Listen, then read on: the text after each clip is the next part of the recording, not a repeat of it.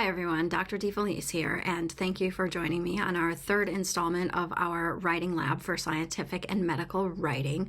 It's important to be here because it's important, especially when you're in the health sciences, to be able to communicate yourself clearly, both in speaking and in writing. You are going to be speaking with patients, you are going to be speaking with other healthcare providers, as well as writing notes on your patients, and being clear in that writing is incredibly important. And one way to practice this is to practice this by learning the way to communicate yourself clearly in a research paper.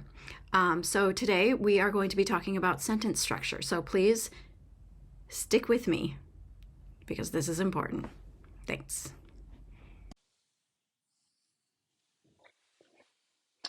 So, like I said, this is our scientific writing lab number 3, and it is on sentence structure. And a book that I consulted in making these presentations is The Essentials of Writing Biomedical Research Papers by Mimi Zeiger, and the reference for that will be at the end of the presentation. So a famous author, Sylvia Plath, says, "Let me live, love, and say it well in good sentences." So we want to be able to communicate ourselves clearly, especially when we're working in the health sciences. This is especially important when we're talking about patient care and we are actually writing up notes on our patients for other healthcare professionals to consult as they're also treating our patients. We want what we write to be as clear and easy to understand as possible. And sentences are clearest and easiest to understand if they are both simple and direct. Think about it. Complicated, indirect sentences slow down your reader and may even confuse or frustrate your reader. I mean, think about the last time you read a sentence that just didn't make sense. And you had to go back and you had to read it again. And you had to go back and you're like, oh, maybe that's what they're talking about. You don't want your reader to have to do that. We want to communicate simple, directly, clearly, and be easily understood. So we are going to look at these strategies for writing simple, direct sentences. The first thing that we're going to do is we're going to express the core of the message in the subject, the verb, and the completer. Secondly, we are going to write short sentences. We are not going to wax poetic. We are not making poetry or writing beautiful stories right now. We are either writing scientific or medical research papers, or we are writing patient notes. Number 3, we want to use clear pronouns. 4, avoid some common writing flaws that we'll discuss later on in the presentation. So let's talk about strategy number 1. We want to express the core of the message in the subject, verb, and completer. So you want to make the topic the subject of the sentence, and the topic is what the sentence is talking about. So sometimes we get misled by a noun that maybe is not the topic of the sentence, right? We'll see an example of that as we move forward. We also want to put the action of the sentence in the verb, right? The action is what the topic of the sentence is doing or what is being done to it. So let's look at this example. We want to make the topic the subject of the sentence.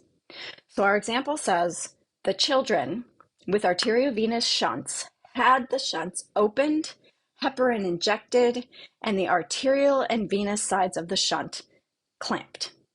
So when we look at this sentence, we see our subject is children and verb is had. Children had. But really, what really is the topic of the sentence? What is the core message of the sentence? What is the sentence talking about?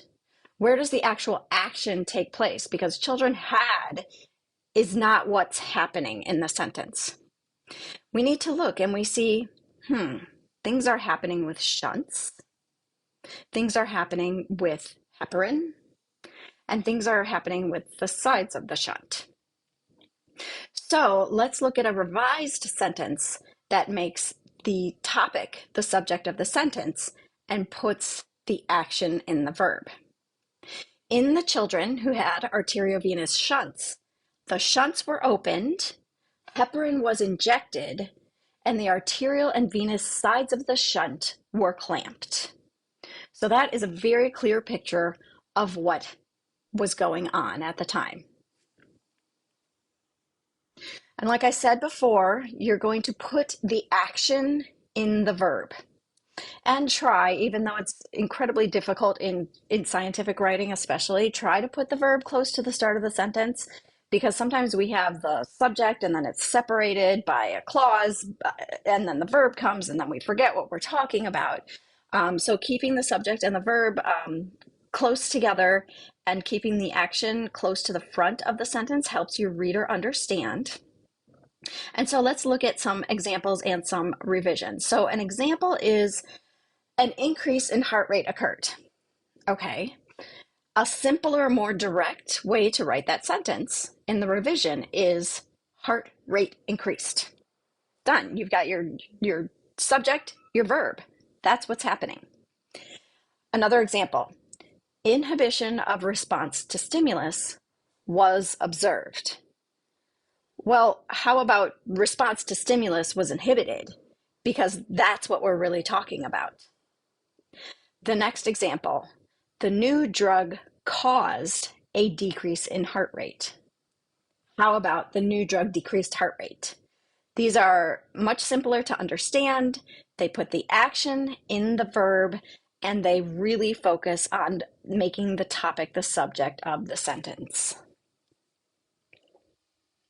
So our next strategy is to write short sentences. Short sentences are easier to understand than long sentences. You don't want to string ideas together. You want to talk about one thing at a time. So when we're talking about not stringing ideas together, let's look at an example of what not to do. In one patient who had numerous lesions, the echocardiogram correctly detected a large lesion attached to the right coronary cusp, but failed to detect the 4 to 5 millimeter lesions found at surgery on the remaining 2 cusps. Whereas in another patient, the echocardiogram correctly detected the lesions on all 3 cusps. So look at this sentence. The first idea ends before the word whereas.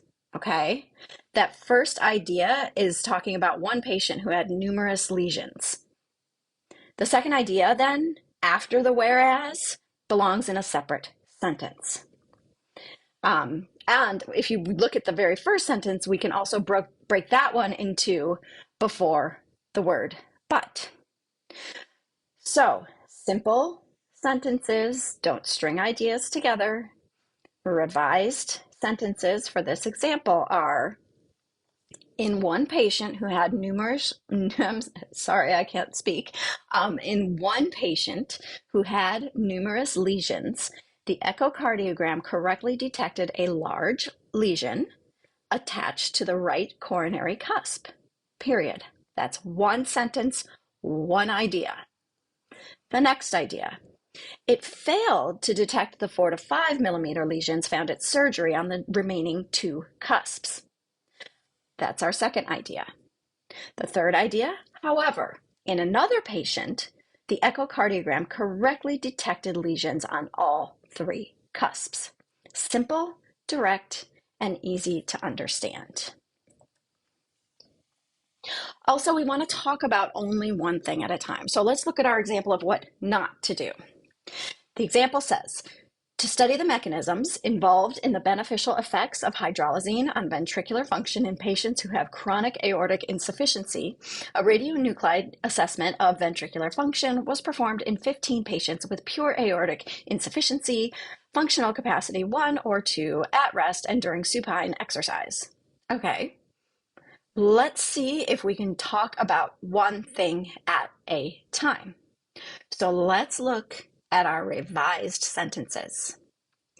Our aim was to assess the mechanisms involved in the beneficial effects of hydralazine on ventricular function in patients who have chronic aortic insufficiency. For this assessment, we did a radionuclide study of ventricular function in 15 patients at rest and during supine exercise. All patients had pure aortic insufficiency and were in functional capacity 1 or 2. So we are talking about one thing at a time. The first sentence, we're talking about what our aim was. In the second sentence, we are talking about what we did to accomplish our aim. And the third sentence is a description of the patients that we included in doing what we did to accomplish our aim. These are three different ideas, and you're talking about one idea at a time. Strategy number 3, use clear pronouns. So a pronoun is a word that replaces and refers to a noun. So examples are it, he, she, they, these, those, them, this, that. If the noun that a pronoun refers to is unclear, the reader may have trouble understanding the sentence, and this may be due to too many possible nouns or no possible nouns. So when you're talking about, oh, the boy went to the store with his father and then he picked something out. Well, he is referring to who, the boy or the father, right? So that would be too many possible nouns for that one pronoun to go back and refer to. Here's another example of too many possible nouns. So this example is what not to do. Laboratory animals are not susceptible to these diseases, so research on them is hampered. So look at that sentence. What does them refer to? Does them refer to the laboratory animals, or does them refer to these diseases? So in this case, the intended reference was to these diseases. So our revised sentence is going to look something like this. Research on these diseases is hampered because laboratory animals are not susceptible to them. That makes our pronoun, what our pronoun is referencing, clear. Them is referring to these diseases. An example, if you have no possible nouns for a pronoun to refer to, is as follows. Tyson et al. Abruptly occluded the vena cava before analyzing the heartbeats. As a result of this, the volume of the right heart rapidly decreased. As a result of what? As a result of the occlusion? As a result of, it has to be occlusion because occluded is a verb. So let's just rewrite our sentence, and it turns into two sentences. And this turns into Tyson et al. Abruptly occluded the vena cava before analyzing the heartbeats. As a result of this occlusion, so now we know exactly what we're talking about, the volume of the right heart rapidly decreased. Strategy number 4 in making our sentences clear and simple and direct and easy to understand is to avoid common writing flaws. We are going to be sure the subject and verb make sense together. We are going to be sure the subject and verb agree. And we are going to avoid dangling modifiers. So let's first talk about making sure the subject and the verb make sense together. So here's an example of what not to do. The appearance of non-dialyzable 35S in the luminal bath was measured. Can appearance be measured? So the subject and the verb don't really make sense together. How do you measure appearance? We want to revise our sentence to make it clear, easy to understand. The amount was measured. Okay? We also want to make sure the subject and the verb agree. Example of what not to do. The head, eyes, ears, nose, and throat of each patient was examined. The patient was examined, but the subject of the sentence is plural. So we have head, eyes, ears, nose, and throat were examined. Okay? And lastly here, we're going to avoid dangling modifiers. So an example of what not to do. In changing from a standing to a recumbent position, the heart expands noticeably in all directions. So what is doing the changing from a standing to a recumbent position? Is it the heart? Because in that sentence, it makes it kind of sound like the heart is changing from a standing to a recumbent position. It's actually the patient that's doing it, right? So in our revised sentence, it's going to say, When the patient changes from a standing to a recumbent position, the heart expands noticeably in all directions. So this is our wrap up for writing simple, direct sentences. We are going to express the core of the message in the subject, the verb, and a completer. We are going to write using short sentences.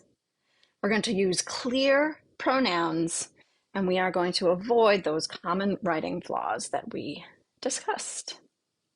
Here is a reference for the book that I have used. It's a great book. It's really dense, though, so I've tried to distill it down and especially make it more relevant to health sciences. So thanks for joining me, and I will talk at you next time.